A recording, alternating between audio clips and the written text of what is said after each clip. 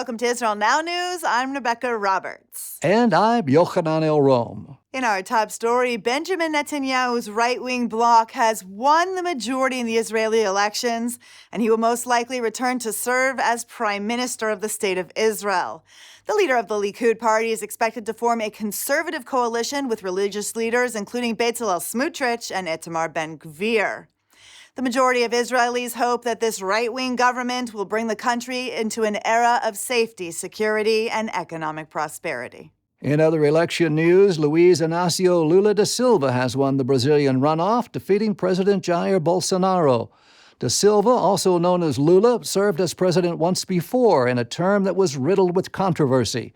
He's known to be pro-Palestinian and pro-Iran. In 2009, Lula warmly welcomed former Iranian President Mahmoud Ahmadinejad. In 2010, Da Silva refused to visit the grave of Theodore Herzl during an official state visit to Israel. But instead, he donned a keffiyeh and laid a wreath at the graveside of the notorious arch-terrorist Yasser Arafat. At the end of his presidential term, Da Silva recognized a so-called Palestinian state. He was convicted of corruption and money laundering in 2017. He served 580 days in prison and was barred from running in national elections until now. Jerusalem is concerned that his return to power will spark a dramatic shift in Brazil's policies regarding the state of Israel. Turning to politics in Europe, the new British Prime Minister Rishi Sunak said that he is a strong ally of the Jewish people and the state of Israel. Sunak recently became the leader of the Conservative Party after Liz Truss resigned as prime minister, serving only 6 weeks in office. He recently called Israel a shining beacon of hope. Sunak supports anti-BDS legislation and has taken a hardline stance against anti-Semitism in his country and around the world. He has hailed Jerusalem as the indisputable and historic capital of the Jewish people and said that there is a very strong case to move the British embassy to the Holy City. In yet another baffling display of its anti-Israel agenda, the United Nations General Assembly has voted that Jerusalem must dispose of its nuclear weapons. The resolution, which demands that the Jewish state denuclearize, was submitted by Egypt and sponsored by the Palestinian Authority. The document oddly omits any mention of Iran or its rogue nuclear program, which threatens the entire Middle East, Europe, and the United States. The initial vote passed with 152 in favor. 5 nations voted against it, including Canada, Micronesia, Palau, the United States, and Israel. 24 countries abstained from the referendum, including members of the European Union. The IDF has lowered its alert level in northern Israel along the Lebanese border. This comes after more than 3 months of heightened security in the area amid threats from the Iranian-backed Hezbollah terror group in Lebanon. Jerusalem and Beirut recently finalized a maritime border agreement brokered by the United States, which should end a dispute over the territory in the Mediterranean Sea, as well as several natural gas reserves there. Lebanon remains in a state of war with Israel, and Hassan Nasrallah, the leader of the Hezbollah terror group, said that while it agreed to de-escalate the situation, it still refuses to recognize the Jewish state. A group of Israeli paratroopers joined soldiers from the United Arab Emirates and the United States over the skies of Bahrain in a jump to celebrate 2 years since the signing of the Abraham Accords. The historic agreement, brokered by the administration of former U.S. President Donald Trump, has opened doors in the Middle East between Israel and moderate Arab nations. It has encouraged cooperation in the areas of defense and security against an increasingly menacing Iran and its proxy armies. And in a related story, recent satellite imagery shows that the UAE has deployed an Israeli-made air defense system. Intelligence analysts identified 2 Barak 8 launchers installed near the Abu Dhabi airport. These systems are capable of intercepting ballistic and cruise missiles, as well as enemy aircraft and UAVs.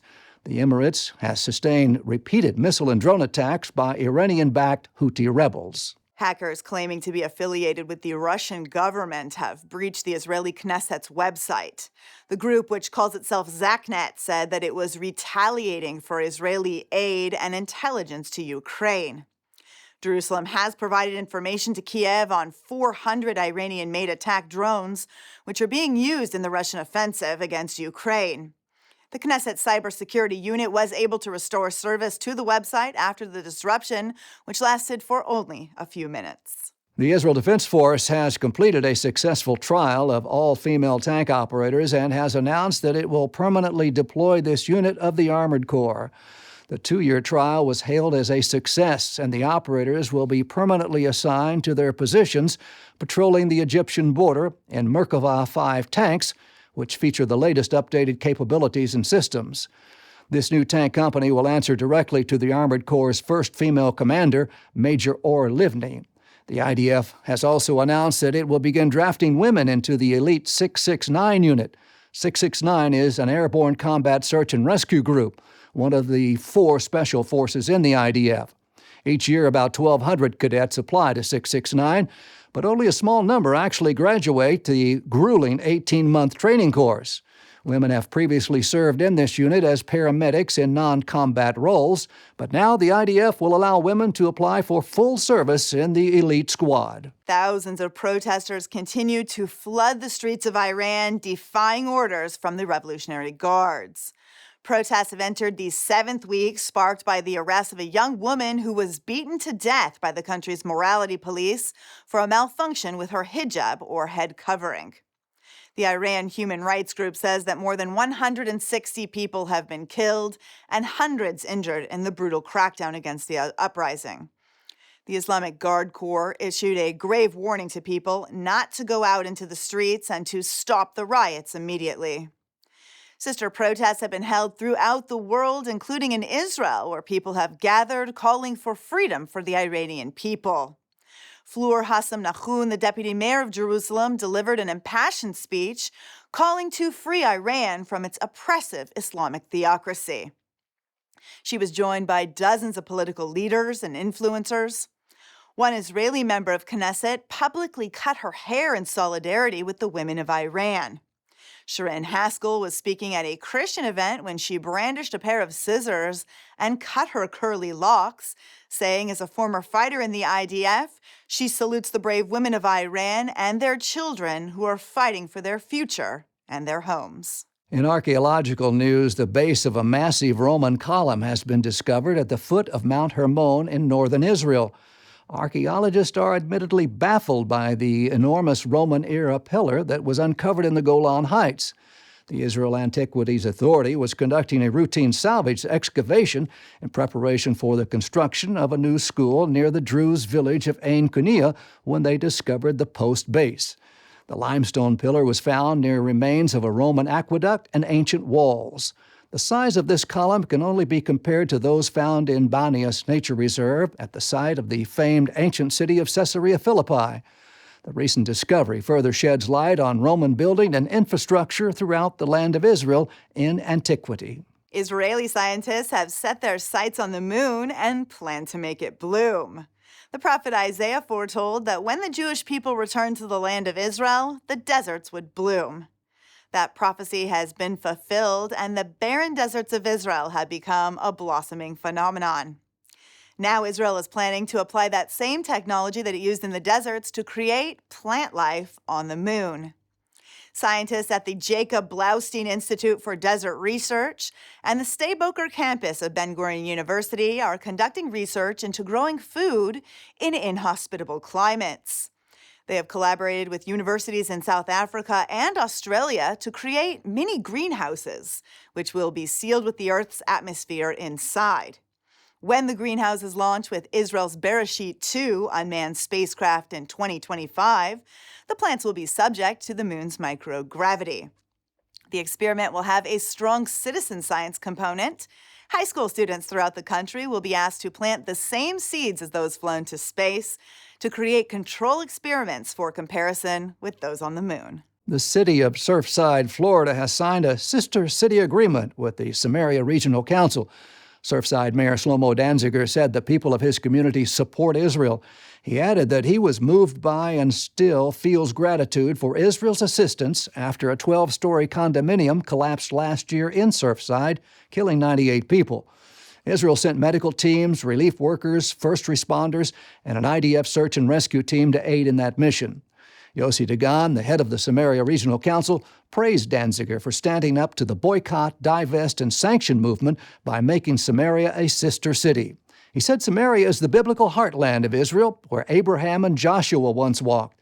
It's also the future of the state of Israel and the future of the Jewish people. The Nigerian Parliamentary Israel Allies Caucus held a major event to relaunch its faith-based diplomacy initiatives in the country.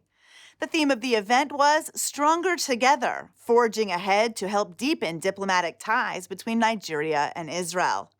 The African Caucus is made up of 40 members of parliament who joined with senators and other government officials, as well as Christian and Jewish leaders to celebrate 62 years of diplomatic relations between Nigeria and Israel. Josh Reinstein, the president of the Israel Allies Foundation, said, the IAF network continues to reinvigorate and strengthen on the basis of legislators who believe in Israel's right to exist within secure borders. He said, we celebrate the relaunching of the Nigerian Parliamentary Israel Allies Caucus with great enthusiasm and look forward to the continued strengthening of ties between Nigeria and Israel.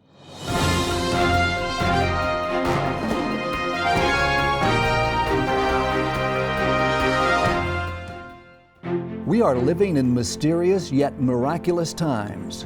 We've witnessed the most remarkable fulfillment of biblical prophecy, the Jewish people's return to Israel, and the prosperity and contributions of this tiny country in such a short time. Yet we've also seen an unexpected rise in anti-Semitism, which takes the form of anti-Zionism and alliances between groups that are fighting against the most fundamental biblical values. In the book Titus, Trump, and the Triumph of Israel, Josh Reinstein answers important questions to clarify what has driven political action from the time that the Roman Emperor Titus destroyed Jerusalem until today, when President Trump recognized Jerusalem as Israel's capital. Get your copy today and learn how faith-based diplomacy has changed the world. To order your advance copy, go to triumphofisrael.com.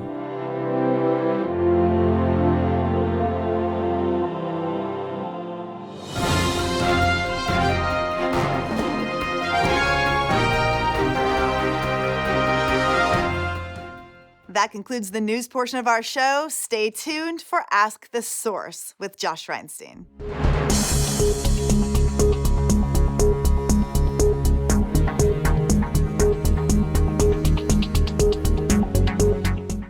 Hello and welcome to Ask the Source. I'm your host, Josh Reinstein, and we're here in our beautiful studio in Jerusalem. My guest today is Ambassador Danon. Ambassador Danon, thank you for being on the show. Thank you for having me. So you're the former ambassador to the UN, and we just had the elections. Mazel tov on being elected as an MK. You should be swearing in shortly. Big victory for Benjamin Netanyahu. It looks like he's going to be our prime minister again. What does this mean for the state of Israel? It means that we will have stability. We were waiting for so long to have a stable government so we can govern, we can change what's happening here in terms of security, cost of living. I'm very optimistic about our future. The last year was a tumultuous year. We had the Muslim Brotherhood in our government. Little people were nervous about how that was going to work out. Why didn't that work out? Well, basically, we saw that, unfortunately, the leaders of the Arab population in Israel, they don't care about the well-being of the Arab citizens. They care more about supporting the Palestinians, supporting Hamas, supporting radicals. That's unfortunate. I wait for the day that we will have real leadership emerging from the Arab population. Well, you in Israel are known as a former minister, a member of Knesset, but around the world you're more known as our ambassador to the UN. How was that experience? Well, 5 years at the UN, it's dramatic. It was a great experience for me. And I was able to prove that we can win even in a hostile place like the United Nations. When you have the ideology, my approach was loud and proud. And that's changed things at the UN. It's unbelievable what you've been able to accomplish, and you actually wrote a book about it, In the Lion's Den. I read it. It was fascinating. Tell us about that process. Well, the book allowed me to actually tell the real stories, what's happening behind the scenes at the UN. I was there with two presidents, President Obama and President Trump, and we did great things with Ambassador Nikki Haley. And in the book, In the Lion's Den, I tell all the stories. I don't hold anything about what happened when we saw that the U.S. is moving the embassy to Jerusalem, which was a remarkable moment, and we are grateful for that. And also we tell the hard moments where President Obama decided to put a resolution condemning Israel. I was there, Josh, by myself, in the Lion's Den, in the Security Council, fighting for the country I love so much. So the book is very interesting. I encourage all of you to look it up on Amazon and read the stories about how Israel can succeed, even in a hostile place like the UN. One of the things that was amazing to me, and we know how close Israel is to America, but your relationship with Nikki Haley was exceptionally close, and you've worked together so closely. How are you able to build such a big relationship that really was the pivot in a lot of the successes we've seen? Ambassador Haley, she's a real friend of Israel, and she was very passionate about supporting Israel. You know, sometimes I told her, listen, Ambassador, I have to apologize because you spend so much time on our issues at the UN. And she told me that's my obligation to support the Jewish people, to support the state of Israel. And for me, actually, coming to Israel with her on her first visit was remarkable. And I tell the stories in the book, what happened when she arrived to Israel. The people loved her, admired her, because we know that we have to thank her for standing for Israel. You talk a lot about the bias in the UN and how it's a stacked deck against us. There's a lot of countries who vote against us automatically. Why is it that way? That's unfortunate, and I was able to change it, but it took me some time. Many countries do it because they're used to it. They tell me, Danny, that's what happened in the past. We just continue to repeat it. And I told them, wait, let's read the resolution that you want to vote, and let's discuss it. And I was able to change, not all. It's still a hostile place, but I'm optimistic about the future. And what I did, I put a lot of content, religious content. I was not afraid to speak about our religion, our tradition, our connection to the land of Israel, Judea, and Samaria. And it gave me a lot of respect, believe it or not, Josh, from the Muslim ambassadors. They loved it when I put my yarmulke and when I read from the Bible within the Security Council. And I think it's important because sometimes in diplomacy, people tend to hide from history, hide from traditions, speak only about new ideas, progressive ideas. I proved them wrong. That if you go back to your traditions, if you go back to your religion and you are proud of them, you can actually build more bridges. Something you write about is faith-based diplomacy, about the importance of Christians getting involved in politics. Why was that important for you as a UN ambassador? Well, it was always important for me. Also, when I was in the Knesset, I worked with many allies of Israel. We did great things together in the past. And I found that we have a lot of friends. You know, here in Israel, we like to complain about our enemies. And it's true. You know, we have Iran, Hezbollah, Hamas, but we also have a lot of friends. And I realized that also at the UN, you know, small countries like Palau, Marshall Islands, you know, they are strong believers. They stood with me because they believe that they should stand with the people of Israel. And I was grateful for them, and I helped them also. But it shows that you can have amazing connections between Israel and many countries around the world based on faith. When I read in the Lion's Den, I was surprised by how many successes you actually had during your term as UN ambassador. What would you consider your greatest success? So the greatest moment was when I was elected to become the chairman of the legal committee in the UN. We have 6 committees at the UN. For the first time, we actually ran for a position. My colleagues in Jerusalem told me I'm crazy to challenge the UN. And I worked really hard, and I got the support of 109 member states for my position. It was secret ballots back then, and it proved that we actually have support. And I told it to many of my colleagues that there's a huge gap between the public UN and the private UN. So publicly, they will speak against us, but privately, they admire us. So when I got elected to chair the committee for an entire year, it was a great moment for me. And I was able to prove that, yes, Israelis and Jews can do everything. It was a big breakthrough, and I'm sure that many of future ambassadors will be able to do great things as well. You were able to get some of the organizations defunded that were anti-Israel, yet in this current administration, it looks like they're putting the funding back into it. Why is this such a big issue? Well, I think it's important to support humanitarian causes. And I found myself many times actually helping the Palestinians more than the Palestinian representative himself. But having said that, every country has to make sure that the money goes to humanitarian projects and not to terrorism. And many times UNRWA and other UN organs are actually taking donations from countries and giving it to Hamas or to other terror organizations. That we have to stop. I've known you for over 30 years, and one of the parts that I really liked in the book was about yourself, your personal story about how you became a Zionist, how your father came from Egypt. Why was it important to include that in the book? Because, you know, when you write a book, you tell your story. You know, why you're so passionate about doing things for your country. And I tell the story of my father who moved from Egypt, the way he taught me about our religion, about our country, about our connection to the land.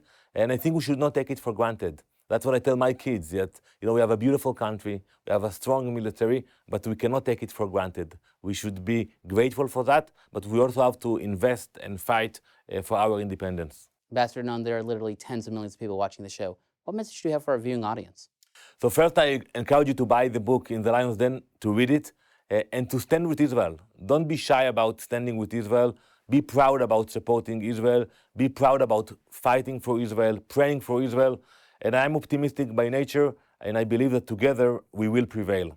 Thank you, Ambassador Danon, for being on the show. And thank you for tuning in to Ask the Source. I'm your host, Josh Reinstein. Now back to the studio.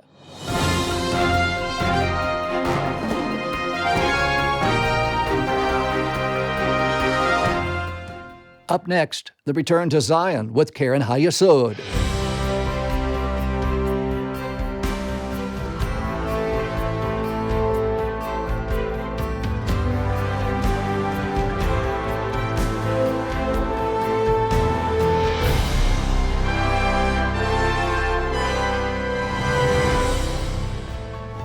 Shalom and welcome to the Return to Zion with Karen Hayesod.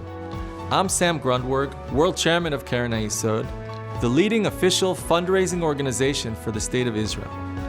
Aliyah is the secret to the success of the modern State of Israel. Let's take a look at 4 different stories of people coming back home to Israel from around the world and see how they helped shape our great nation. For 2,000 years, through some of the darkest chapters in history, the Jewish people have dreamt of returning home to the land of Israel. During the last century, this dream has become a reality. Millions of Jewish people from every corner of the earth have arrived in the land of their forefathers. They have brought to life Zechariah's prophecy, "I will return to Zion and dwell in Jerusalem." Many have landed on Israel's shores with little more than faith and hope in their hearts. But with the help of Karen Hayesod, they have built happy homes and successful lives. And some of these new arrivals have become the leaders and pioneers building the future of the Jewish state. Sofa Landver was born in Soviet Russia in 1949, just as the Cold War was taking its grip on the world. Any public display of Judaism could prove dangerous. But Landver was determined to reach the Jewish homeland and eventually arrive in Israel in 1979. She has since dedicated herself to public service, becoming a Knesset member in 1996. Landver is currently Minister of Aliyah and Integration, helping Jews across the world make their home in the Jewish state. בשנת 79 הגעתי לכאן, נסגר מסך הברזל, אני זוכרת מה אני עברתי במדינה שלי. זה לא פשוט לעזוב בית ולהגיע למדינה ולהתחיל את הצעדים הראשונים ולהתקדם יחד עם משפחה, יחד עם חברים, ללמוד שפה. אבל כל בן אדם עובר את זה, ולפחות רק כאן הוא מרגיש זה הבית. Michael Oren grew up in the freedom of New York, but he too felt the burning desire to return home to Israel, emigrating alone in 1979. Despite having no family in Israel, he fought as a paratrooper during the 1982 Lebanon War. Oren then built a glittering academic career, becoming one of Israel's leading thinkers, commentators, and authors. His prominence led Oren's appointment as Israel's ambassador to the United States in 2009, Israel's most important diplomat.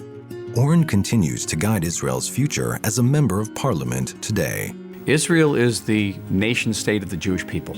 We need to band together to assist those who are the neediest, help absorb those who want to move to the state of Israel, to be repatriated to their ancestral homeland, and the integration process for them will be challenging. And today I'm immensely proud to be part of that continuing epic story of your involvement, of our involvement in making the Zionist dream not just a reality, but a shining reality. Another Israeli ambassador to return to their country of birth is Belenish Zavadia. Zavadia was rescued from a remote village as a young child, arriving in Israel with no family, facing a strange new life all alone. Having graduated Hebrew University, she embarked on a diplomatic career. Zavadia has served the country across the world and incredibly returned to Ethiopia as Israel's ambassador in 2012. הייתה לי הרגשה מעורבת. מצד אחד אני עוזבת את המשפחה שלי באתיופיה כי באתי לבד. ובצד שני כל הזמן אבא שלנו והמשפחה שלי, כל הדורות חלמו להגיע לארץ ישראל, למדינת ישראל, והחלום שלי הולך להתגשם. אני מכירה את קרן היסוד טוב מאוד, את העזרה שלהם, את התמיכה שלהם. הם מפעילים את אולפן הציון. משם למדתי את העברית הבסיסית. עם זה הלכתי לאוניברסיטה, עם זה עד עכשיו, זה מה שמשמש אותי. זה מה שבנה אותי. From Russia, United States, and Ethiopia, Sofa Landver, Michael Oren, and Elanis Zavadia represent a true ingathering of the exiles, as envisaged in scriptures. Jeremiah's prophecy, "Your children will return to their borders," is happening before our eyes.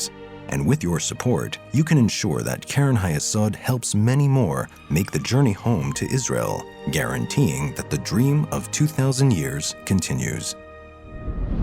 Let's bless Israel together. Now's the time for you to get involved. Assist Karen Hayesod to raise the necessary funds in order to bring Jews yearning for their homeland back to Israel. Your donation can help fulfill the biblical prophecy today. To donate and get information, visit our website at www.khisrael.org.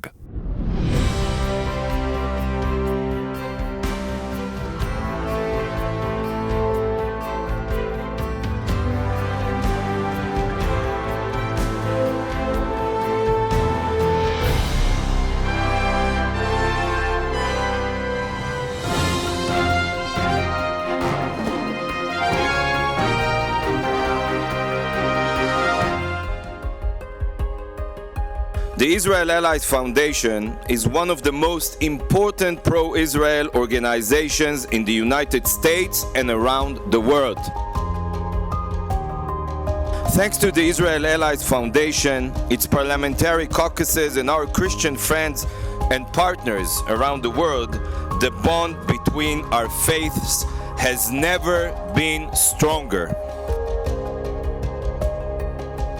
I just want to begin by saying thank you to the Israel Allies Foundation for bringing us together from near and far to say with one voice, America stands with Israel. The Israel Allies Foundation is ensuring a better future for Israel, America, and the rest of the world. Thank you all for being Israel's allies.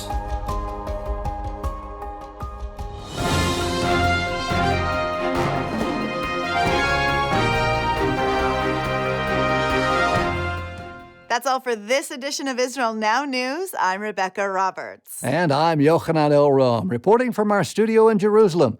Please join us again next week for all of your Israel updates.